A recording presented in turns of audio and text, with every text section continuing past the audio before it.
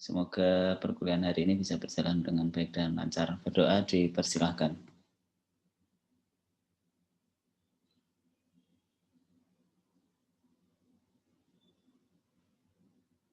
Berdoa selesai. Terima kasih saudara sekalian. Kita melanjutkan pertemuan kita pada hari ini. Mata kuliah kita Introduction to Accounting.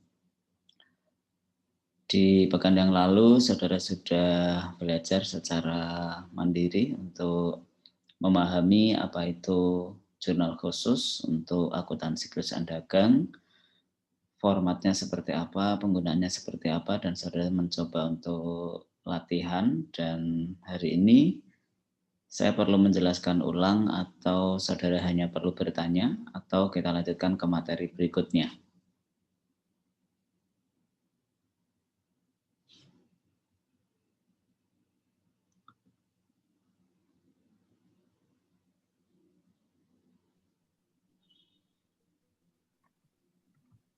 Suara saya terdengarkan? Penjelasan ulang, Pak.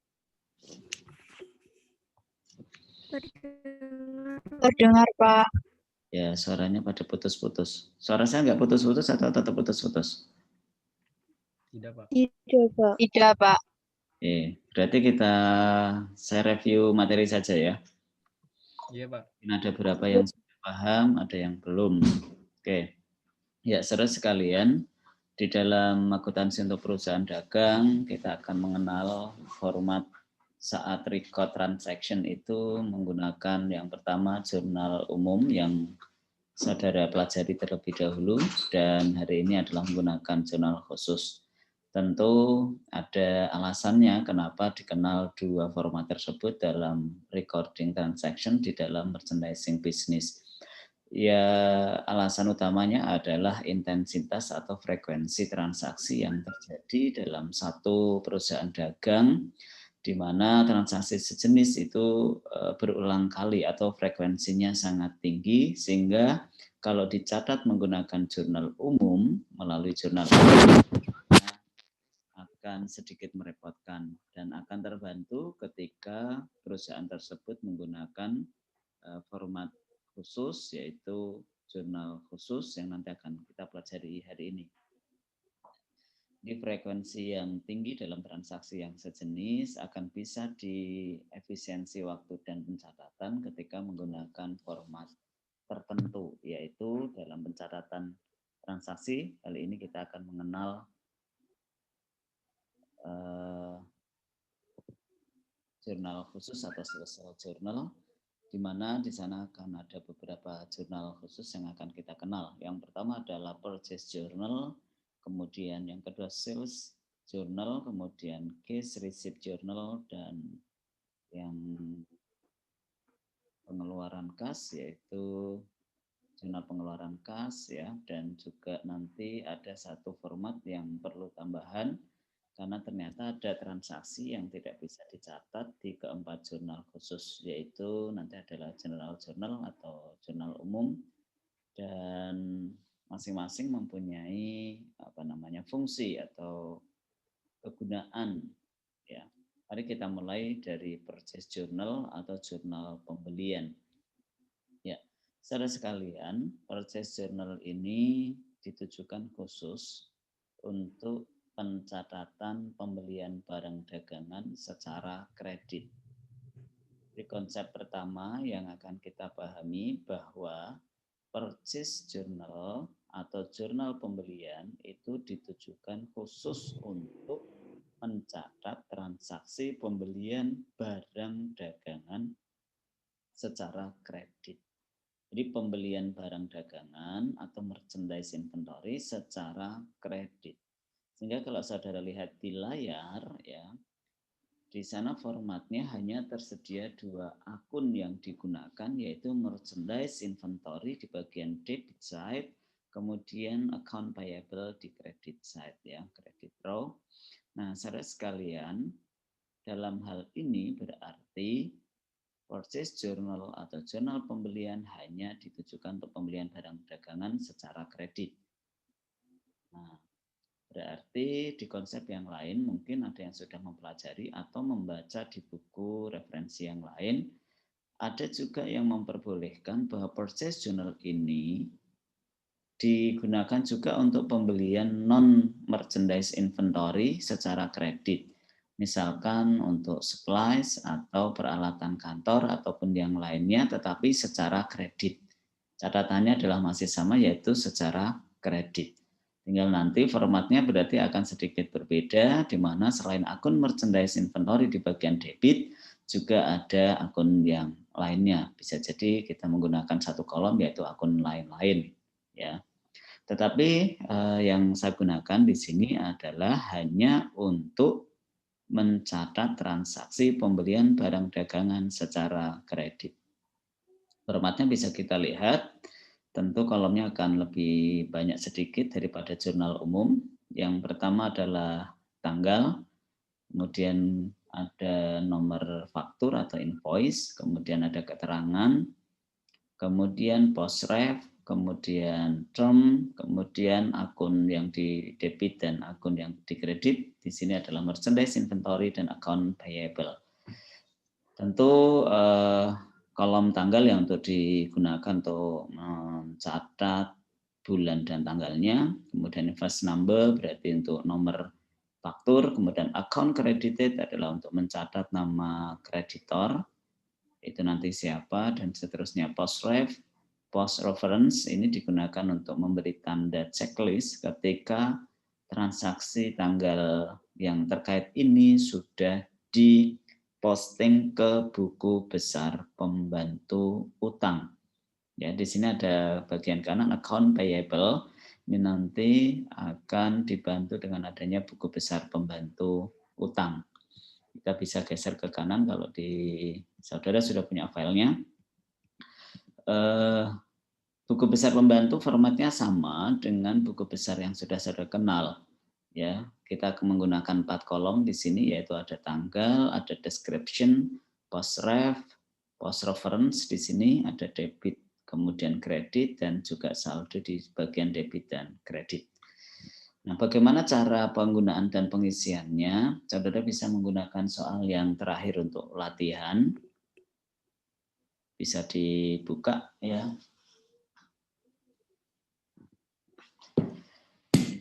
Oke, ada beberapa transaksi pembelian secara kredit di sana. Dan kita lihat ternyata ada di tanggal 3 ya. Ini nama perusahaannya adalah Waserba Utama. Kalau mau lengkap ya berarti ada nama perusahaan, kemudian periodenya dan juga nama jurnalnya. Ini adalah purchase journal. Kita siapkan kolomnya. Dan ternyata tanggal 3 adalah purchase merchandise on account from Herman. Term 210 and 30 to 10 and 30. FOB shipping point. Jumlahnya adalah 21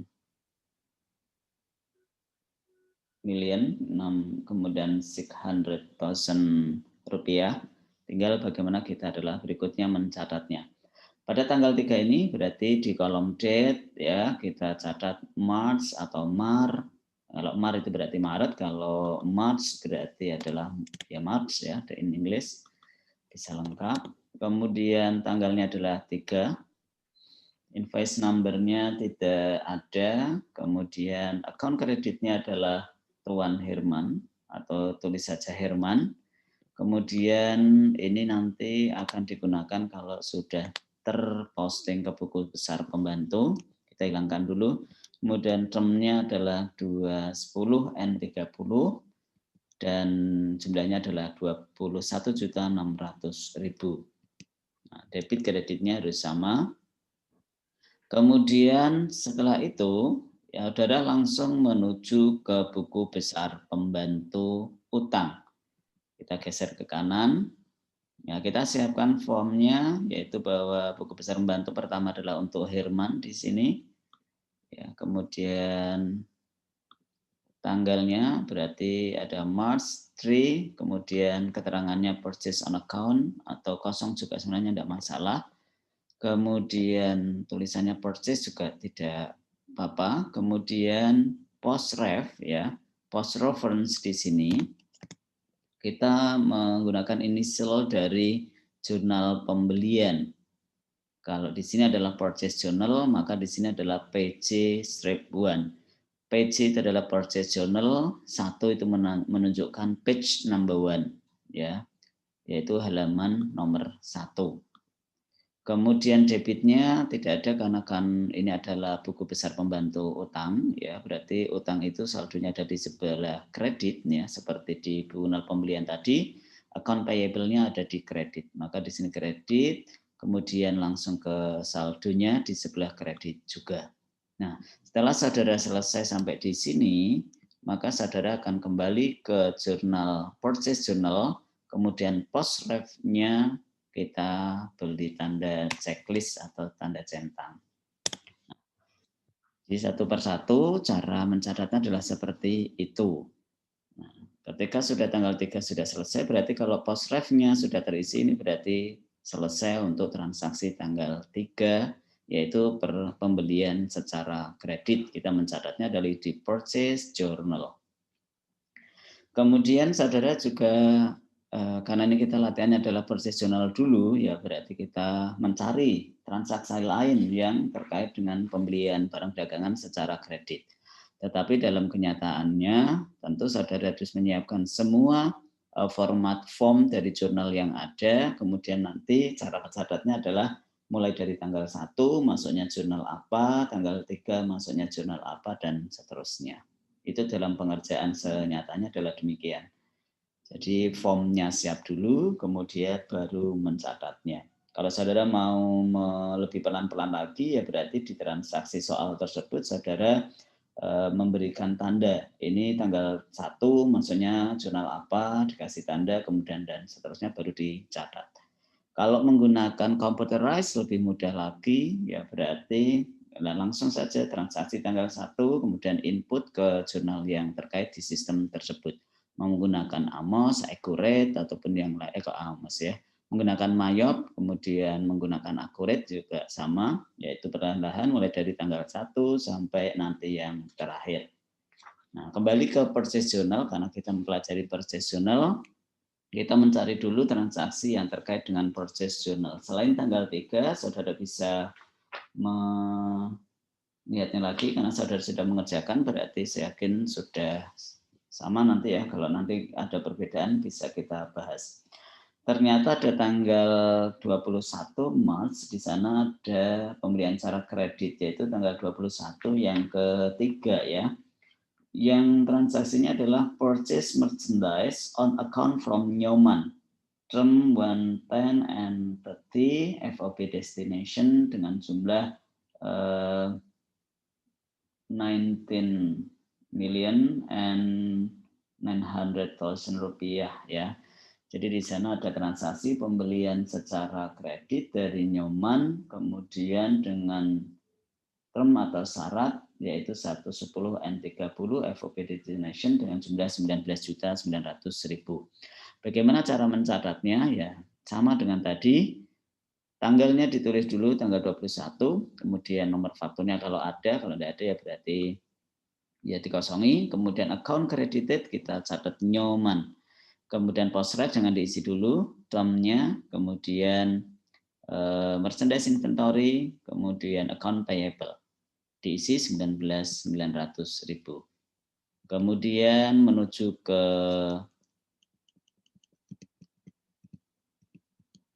buku besar pembantu atas nama Nyoman, tanggalnya ditulis. Ini kalau mau lengkap berarti Maret 21, kemudian purchase, kemudian post ref-nya diisi PJ-1 atau purchase journal, kemudian kreditnya yaitu 19.900.000, kemudian saldonya ada di debit dan di kredit ya. Seperti itu saudara sekalian, sampai nanti selesai. Ini ke sini kembali lagi ke jurnal pembelian, yaitu di post ref-nya kita centang. Berarti transaksi tanggal 21 akan dianggap selesai. kemudian bisa menuju transaksi berikutnya. Nah, setelah dalam satu periode akuntansi, rekodnya sudah selesai dari transaksi tersebut, maka di akhir periode, entah itu 1 minggu, atau 1 bulan, atau periode yang diminta oleh satu perusahaan tertentu, tergantung frekuensi transaksi tentunya, saudara harus merekap, yaitu membuat menjumlah ya, minimal dalam menjumlah untuk merchandise inventory dan account payable masing-masing berapa. Setelah direkap atau dijumlah untuk setiap periode akuntansinya, kemudian jumlah tersebut angka 41.500.000 ini akan diposting ke buku besar, yaitu buku besar untuk merchandise inventory dan account payable. Sebagai tanda kalau sudah diposting, kalau tadi buku besar pembantunya dengan cara di checklist, kalau di sini adalah seperti yang saudara kenal sebelumnya, yaitu dengan menggunakan kode atau nomor akun. Nah, kebetulan transaksi yang di sini sudah ada nomor akunnya ya, yaitu 115 untuk merchandise inventory, kemudian account payable adalah 210. Ini artinya saudara sudah memposting jumlah 41.500.000 untuk merchandise inventory dan account payable. Ya, saudara sekalian, ada pertanyaan?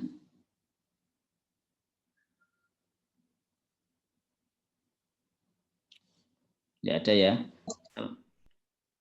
Selain 2 tanggal ini, apakah masih ada lagi yang secara tunai pembelian barang dagangannya?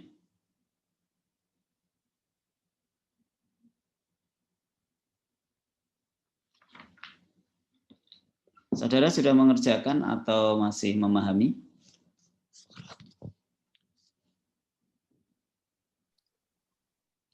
Halo?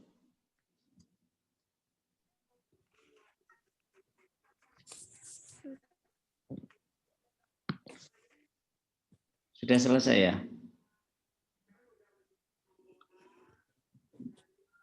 Sudah Pak, mari. Ya, apakah ada perbedaan? Tidak ada ya?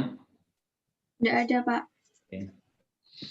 Kalau tidak ada, kita lanjutkan ke jurnal khusus yang kedua.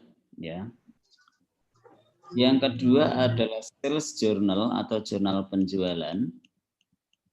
Dan sekali lagi yang kita pelajari hari ini adalah menggunakan perpetual. Karena tadi mencatatnya ketika ada penambahan barang dagangan langsung menggunakan akun merchandise inventory, ya, bukan akun purchase atau pembelian. Jadi sekali lagi yang kita gunakan adalah perpetual terlebih dahulu. Dan saudara sudah mendapatkan 2 file, yaitu versi perpetual dan versi yang satunya periodik. Kita lanjut ke jurnal yang kedua, sales journal. Sama dengan purchase journal tadi, ditujukan khusus untuk, kalau tadi pembelian, sekarang adalah penjualan. Penjualan apa? Yaitu penjualan barang dagangan secara kredit. Jadi sales journal ini, di konsep yang saya jelaskan awal ini adalah tidak boleh digunakan untuk mencatat penjualan selain barang dagangan secara kredit. Apakah ada transaksi selain itu? Ada, misalkan penjualan peralatan, kemudian penjualan aset-aset yang lainnya yang bukan merupakan operasional utama dari perusahaan dagang.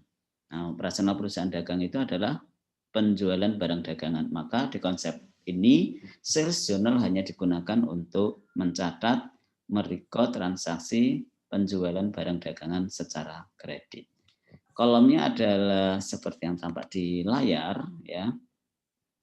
Ada date, kemudian invoice number, account debited untuk mencatat nama debitur, post reference ini nanti untuk digunakan sebagai tanda bahwa transaksi yang terkait sudah terposting ke buku besar pembantu, kemudian kolom term, kemudian kolom debit dan kredit.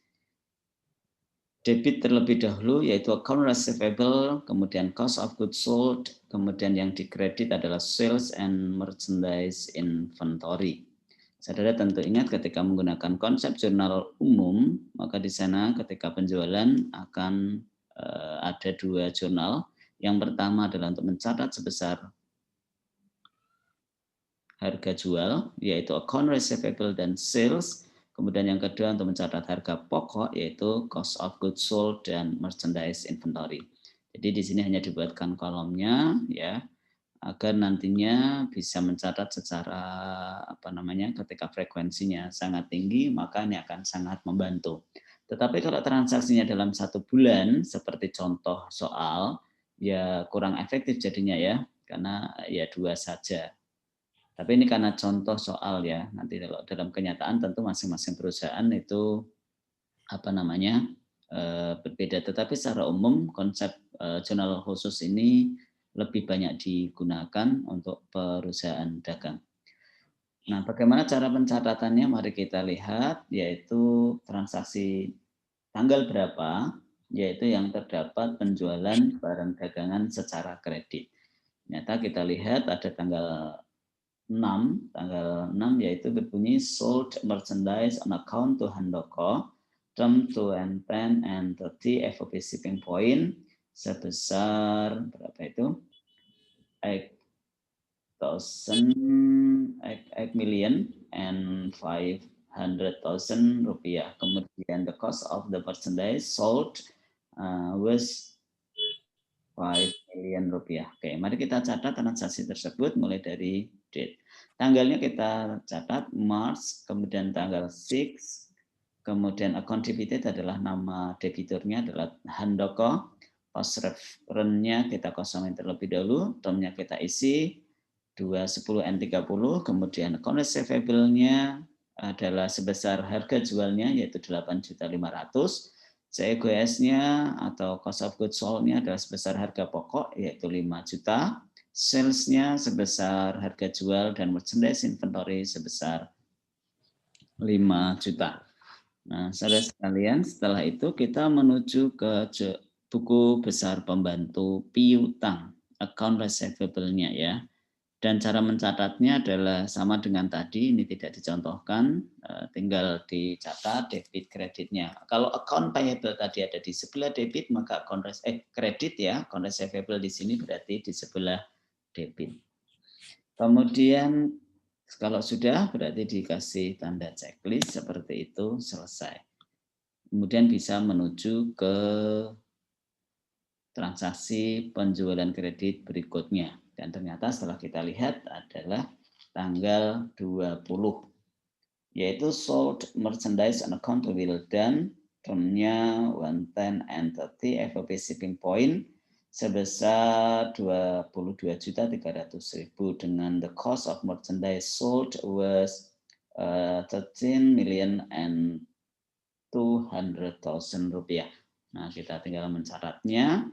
Tanggalnya diisi 20, kemudian account debited-nya kita catat Wildan, kemudian termnya 110N30, account receivable-nya sekali lagi sebesar harga jualnya harus sama dengan sales di bagian ini, kemudian cost of goods sold-nya adalah sebesar harga pokok 13.200 dan merchandise inventory sama yaitu 13.200. Kemudian menuju ke buku besar pembantu piutangnya, kita catat untuk Wildan, kalau sudah kita kembali ke post ref di sini, post reference, kemudian kita beri tanda checklist. Dan bisa menuju transaksi berikutnya.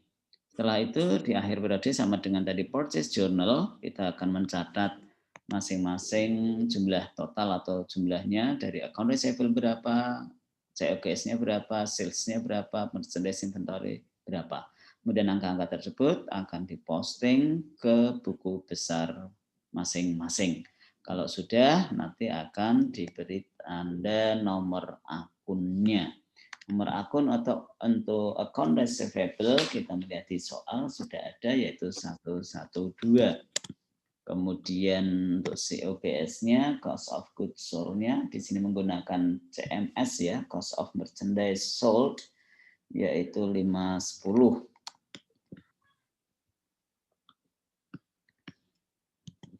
Kemudian untuk salesnya 410.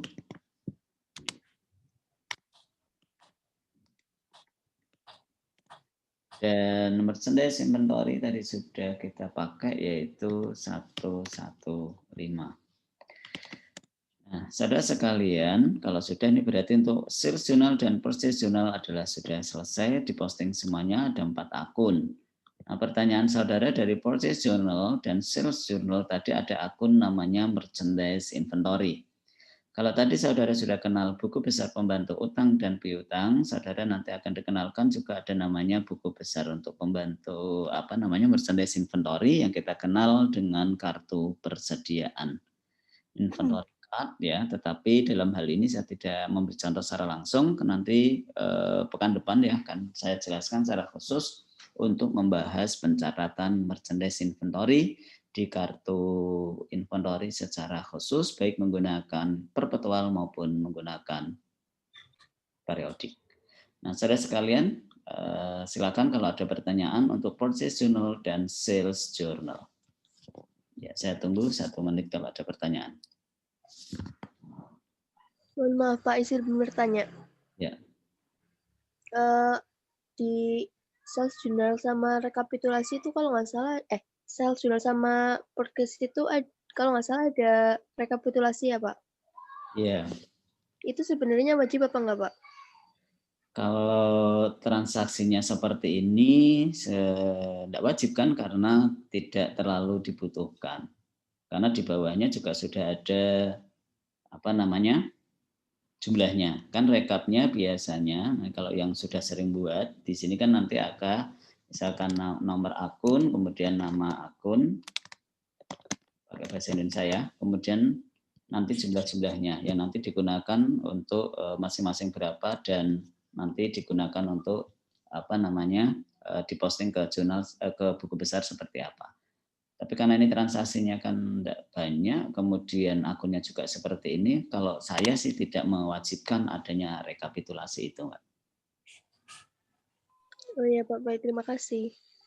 Ya, tapi nanti di dalam praktiknya, praktik mata kuliah praktik maksud saya, nanti kan setelah ini di semester 2 atau 3, saudara akan memperoleh namanya praktik akuntansi. Ya, tapi secara manual di mana di sana formnya sudah ada semua, kita tinggal mencatatnya. Nah, rata-rata biasanya disediakan juga rekapnya. Jadi ya tinggal sebenarnya hanya mencatat saja untuk nomor akun, nama akun, jumlahnya berapa. Tidak terlalu sulit ya, tapi sekali lagi dalam hal ini saya tidak mewajibkan. Kalau saudara yang selama ini mempelajari dan ada ya monggo, tidak disalahkan juga. Oke. Rekap itu kan sebenarnya untuk membantu ya, untuk membantu kemudahan kita dalam posting ke buku besar. Ya, kalau tidak ada lagi, saya lanjutkan ke 2 jurnal khusus yang berikutnya.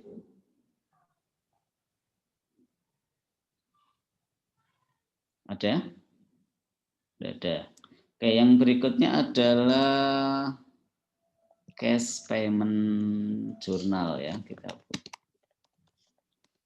yaitu jurnal pengeluaran kas dengan kolom adalah date, kemudian di sini kalau keterangan itu apa namanya? Description. Kemudian post reference, kemudian kalau ada check number, kemudian ada bagian debit side, kemudian ada account payable. Kenapa ada akun ini? Saudara sekalian, kira-kira transaksi yang terkait dengan pengeluaran kas itu apa saja? Nah, itu maka di sini adalah landasannya kenapa ada akun account payable merchandise inventory. Ya. Contohnya adalah account payable berarti pembayaran atau pelunasan utang, mesti menggunakan uang, namanya melunasi, rata-rata menggunakan uang. Dan yang kedua adalah pembelian secara tunai, pembelian barang dagangan. Kemudian others di sini berarti ada selain 2 itu, yaitu bisa di sini contohnya karena sudah terisi adalah membayar beban. Kemudian pembelian barang dagangan secara tunai, pembelian secara tunai bukan barang dagangan. Misalkan membeli supplies, membeli peralatan, dan memberi kendaraan ataupun yang lainnya yang secara tunai. Maka akan digunakan cash payment journal ini. Kemudian di bagian kreditnya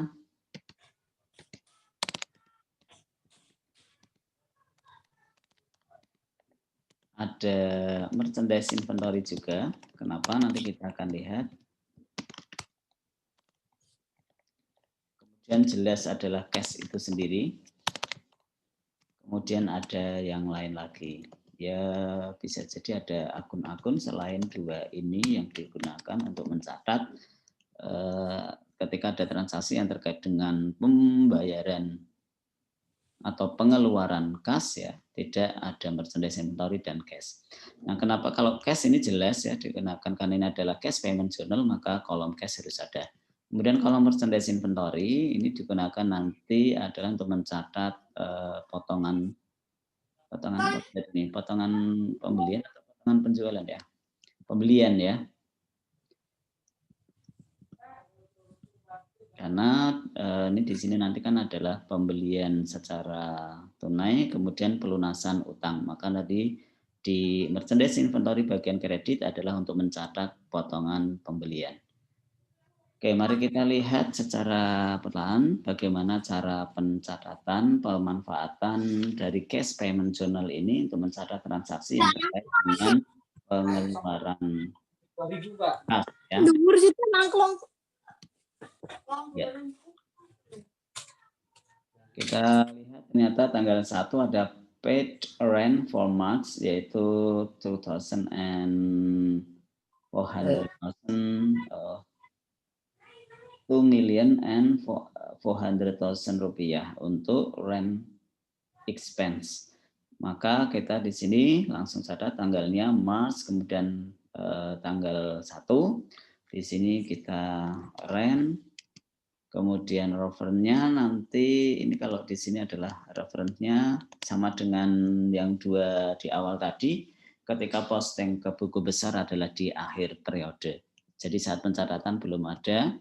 Kemudian account payable tidak, karena kita tidak membayar atau tidak pelunasan utang. Merchandise inventory juga tidak terlibat, maka di sini yang ada adalah rent expense. Ini nama akun ya, nama akunnya jumlahnya berapa, di bagian debit, kemudian di kreditnya adalah cash. Jadi saudara bisa bayangin ketika jurnal umum kan adalah di debitnya adalah rent expense, kemudian kreditnya adalah cash. Nah, di sini hanya tinggal meletakkan di kolom masing-masing. Demikian juga ketika ada pengeluaran lainnya seperti apa ini? Ongkos kirim berarti breakout ya. Kemudian tanggal 4 ya, pay transportation charges on purchase of March tanggal 3 yaitu sebesar 500.000. Ternyata ya, karena di sini menggunakan perpetual, ketika ada biaya pengiriman maka langsung menggunakan akun merchandise inventory. Maka di sini dicatat di debitnya adalah merchandise inventory, kemudian kreditnya adalah cash. Kemudian di tanggal berikutnya nanti dicek lagi satu persatu. Kalau yang terkait dengan cash payment journal yang mana, ternyata di sini adalah tanggal 13. Paid for merchandise purchase on March. And di situ ada keterangannya less discount, artinya dikurangi dengan diskon. Kita tahu bahwa tanggal 3 tadi pembelian kreditnya adalah sebesar 21.600.000 di bagian debitnya. Kreditnya adalah karena ada potongan sebesar 2%, ya, lihat di tanggal 3 di sana ada 210 N30 dan di sini mendapatkan potongan atau diskon yaitu 2% dari 21.600. Maka merchandise inventory ini adalah potongan pembelian, kemudian di kredit satu lagi adalah ya selisihnya yaitu 21.600 dikurangi 432.000. Dan seterusnya ke transaksi yang lainnya, misalkan tanggal 15 yaitu beban iklan, advertising. Kemudian di sini keterangannya apa ini kita lihat di soal apakah boleh menambahkan akun baru atau tidak. Kalau tidak ada berarti kalau tidak diperbolehkan saudara menggunakan akun yang sudah ada, misalkan ada ya, advertising sudah ada tersedia, tidak boleh nambah berarti ya, sudah ada, expand sebesar 2.600.000 di debit, kemudian di kreditnya adalah cash 2.600.000. Dan seterusnya nanti kalau sudah semuanya tercatat ya, di akhir periode saudara harus menjumlahkannya. Masing-masing akun ya, masing-masing kolom nanti berapa. Kemudian ketika kolom tersebut punya akun tersebut punya kolom tersendiri seperti account payable dan merchandise inventory, maka penulisan nomor akunnya di bawah. Kemudian kalau seperti rent expense, kemudian advertising expense, di sini sebagai tanda sudah diposting adalah di kolom ref ya, bukan di bawah. Yaitu untuk advertising expense-nya adalah 521. Kemudian untuk rent-nya rent expense-nya adalah 531. Nah, bagaimana dengan Breakout dan Herman? Nah, Herman seperti di Purchase and Sales Journal, sebagai tanda dia sudah terposting transaksi ini, tadi kelewatan kita ya, ketika ada debit kreditur dan kita melakukan pelunasan, kita langsung menuju ke Herman, buku besar pembantunya, dan kita akan memberi tanda checkmark di sini, yaitu checklist ya. Nah, di sini kita ke mana tadi, Herman ya. Herman. Nah, ini di sini sudah tercatat yaitu payment pelunasan tanggal 13. Kemudian di sini adalah case payment journal halaman 1 yaitu 21.600 sehingga saldo untuk Tuan Herman account payable-nya adalah 0. Tidak lagi tadi 21.600 karena dilunasi pada tanggal 13. Nah, kemudian breakout-nya ini ada di sini ya. Nah, ini berarti nanti ini ada di bawah, berarti kebetulan di kolom ref-nya ini adalah tidak ada. Tapi kalau saudara langsung menyediakan buku besar pembantu persediaan, ini maka kolom ref-nya nanti bisa terchecklist ya. Ini kebetulan tadi saya tidak menyediakannya untuk buku besar pembantu persediaan atau yang kita sebut saja adalah kartu persediaan. Demikian untuk cash payment journal, penggunaan dan pencatatannya. Tentu ini adalah contoh hanya 4 karena di transaksi yang ada itu bisa jadi lebih dari 4. Ya. Kalau ada pertanyaan dipersilahkan.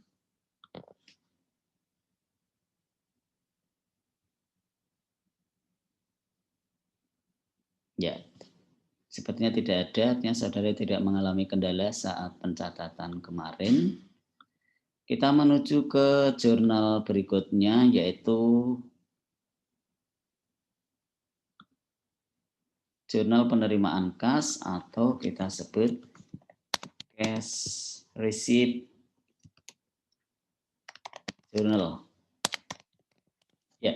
Ini ditujukan untuk mencatat transaksi yang terkait dengan penerimaan tunai dari apa saja. Ya, kalau ini cash-nya ada di debit berarti yang pertama adalah karena pelunasan piutang.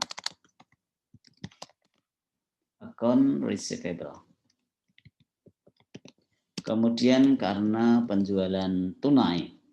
Kemudian ada fee income atau pendapatan lain-lain atau yang lain lagi apalagi ya.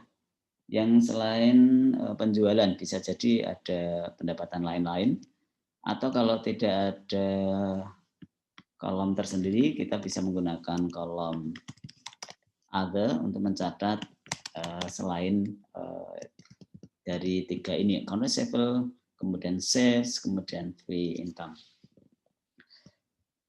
Nah, bagian kreditnya itu adalah tadi ya, kredit ini.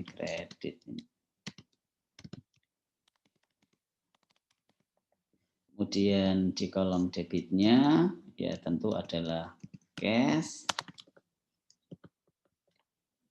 Kemudian pada penjualan itu kita mencatatnya adalah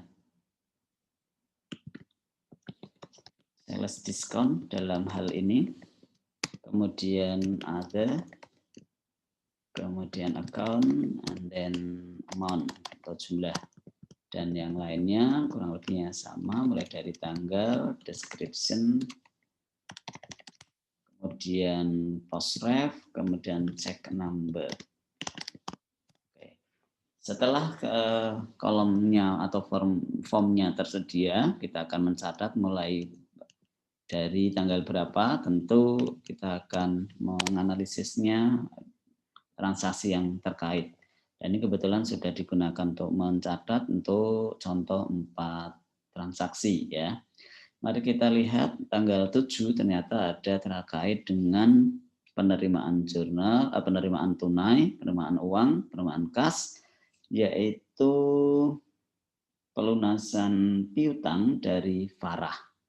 Nah, tinggal description-nya, tanggalnya 7, kemudian nama debiturnya Farah, kemudian cash-nya adalah 8.900. Di sini tidak ada kolom lain yang diisi selain cash dan account receivable, karena tidak ada potongan dan lainnya. Setelah itu, saudara menuju ke buku besar pembantu piutang untuk Farah, kemudian dicatat di bagian kredit karena pelunasan untuk account receivable-nya.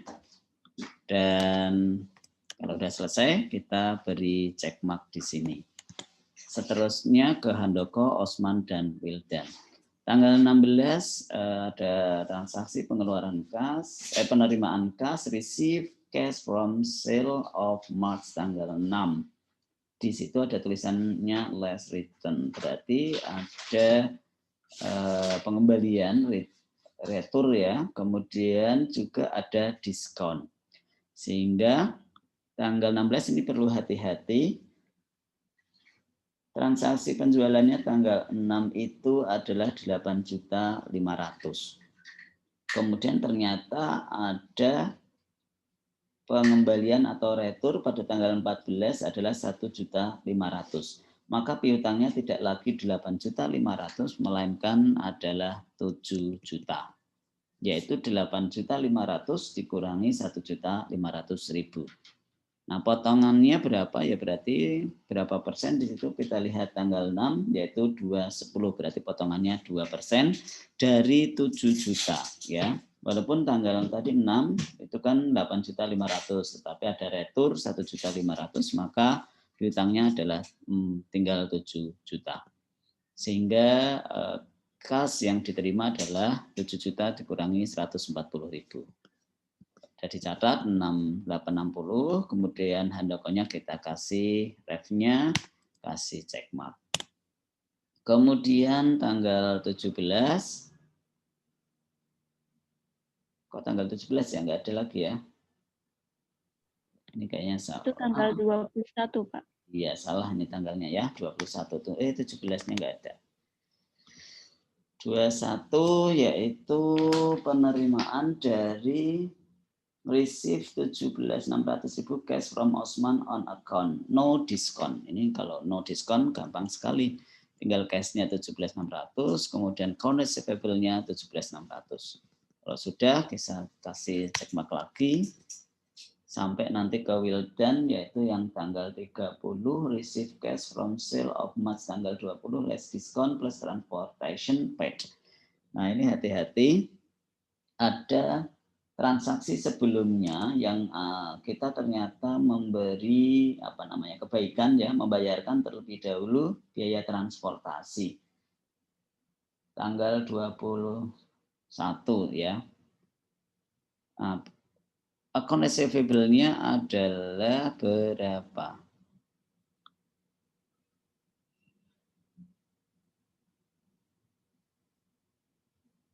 Account receivable-nya 23.400 yaitu 22.300.000 ditambah 1.100.000 ya.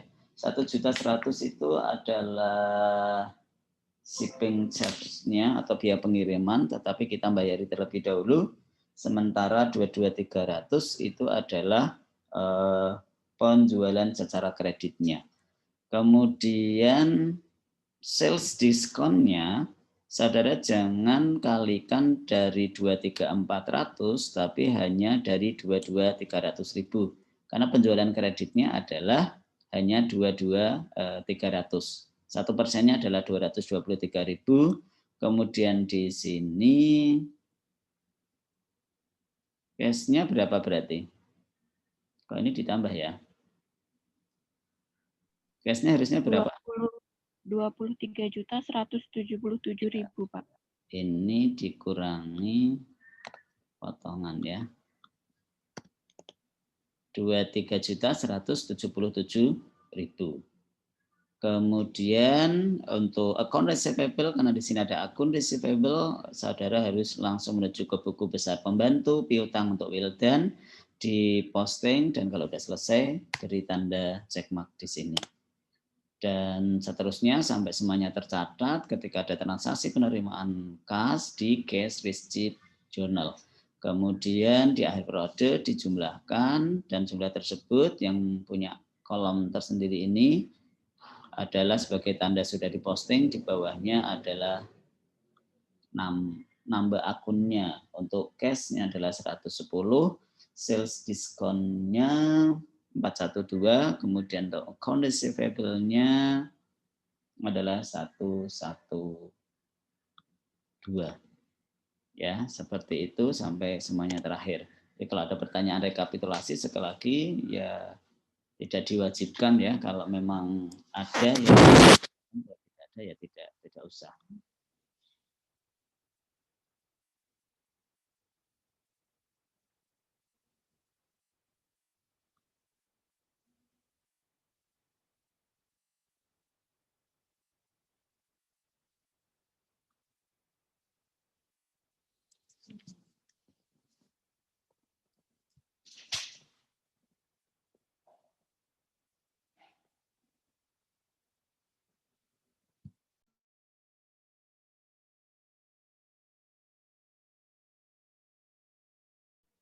Ya, sudah terkoneksi lagi ya.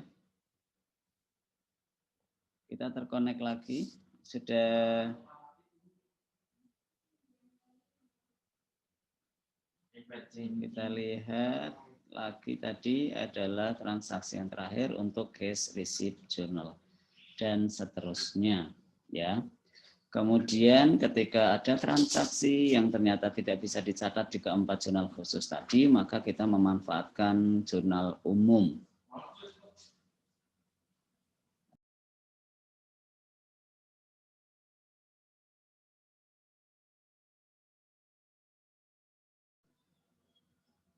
Oke, saudara sekalian, demikian. Tadi yang terakhir didengar apa enggak untuk jurnal umum? Tidak, Pak. Tidak ya.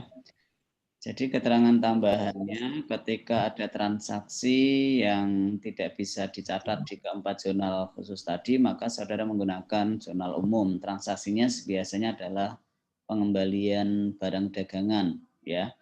Dan pengembalian barang dagangan berarti sama dengan jurnal, aduh mati lagi. Oke. Masih nyambung?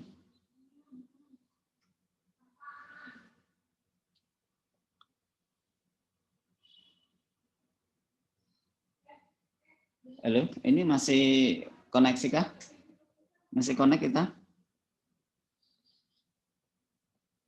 Kayaknya enggak ya.